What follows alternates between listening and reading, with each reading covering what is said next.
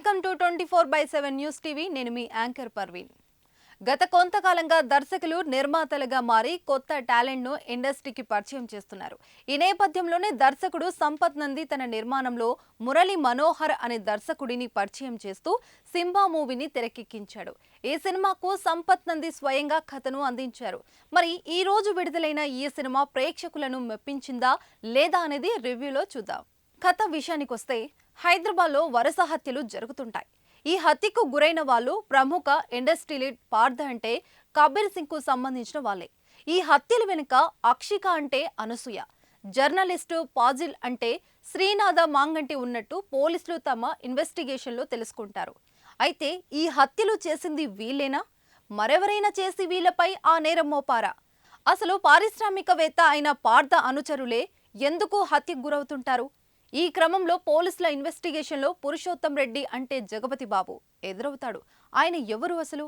ఈ హత్యల వెనుక మోటివ్ ఏంటి?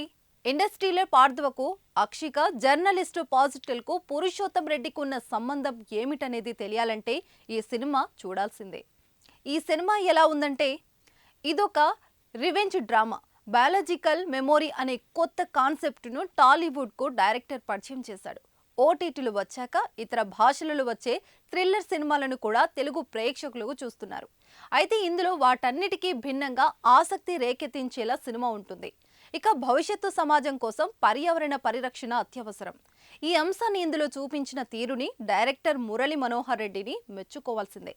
ఇక సైంటిఫిక్ థ్రిల్లర్ సినిమాలాగా తెరకెక్కిన ఈ సినిమా ఫస్ట్ హాఫ్లోనే కథను ప్రేక్షకుడు అర్థం చేసుకుంటాడు. దాదాపు చాలా సీన్స్ ఆడియన్స్ను అంచనాలకు తగ్గట్టుగానే కనిపిస్తూ ఉంటాయి.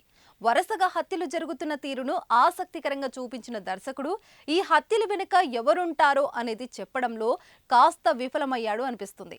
అలా వరుస హత్యలతో ఫస్ట్ హాఫ్ ముగుస్తుంది. సెకండ్ హాఫ్ మాత్రం కాస్త సాగదీతగా కనిపించింది. వరుస హత్యలు జరుగుతున్న క్రమంలో పోలీసుల ఇన్వెస్టిగేషన్ సిల్లీగా అనిపిస్తుంది.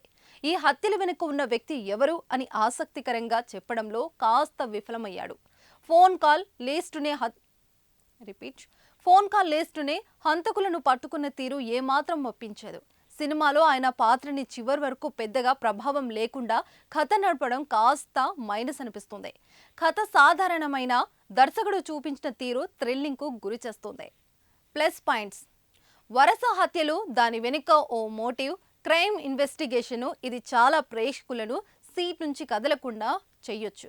ముఖ్యంగా మన దగ్గర ఉన్న ఇండస్ట్రియలిస్ట్ చాలా మంది ప్రకృతిని ఇష్టానుసారంగా వారి వ్యాపారం కోసం ప్రకృతిని సర్వనాశనం చేస్తున్నారు.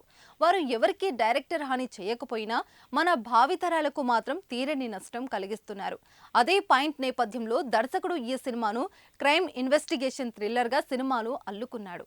ముఖ్యంగా ప్రకృతి వినాశనమైతే అంత విధ్వంసమే అని ఈ సినిమాలో చెప్పాడు.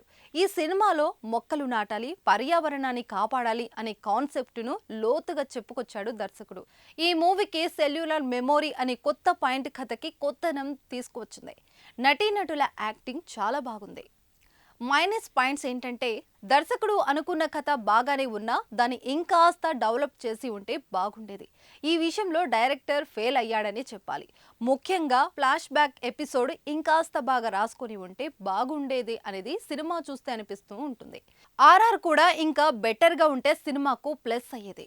ఓవరాల్గా చెప్పాలంటే సింబా మూవీ మెసేజ్ ఇచ్చే క్రైమ్ థ్రిల్లర్.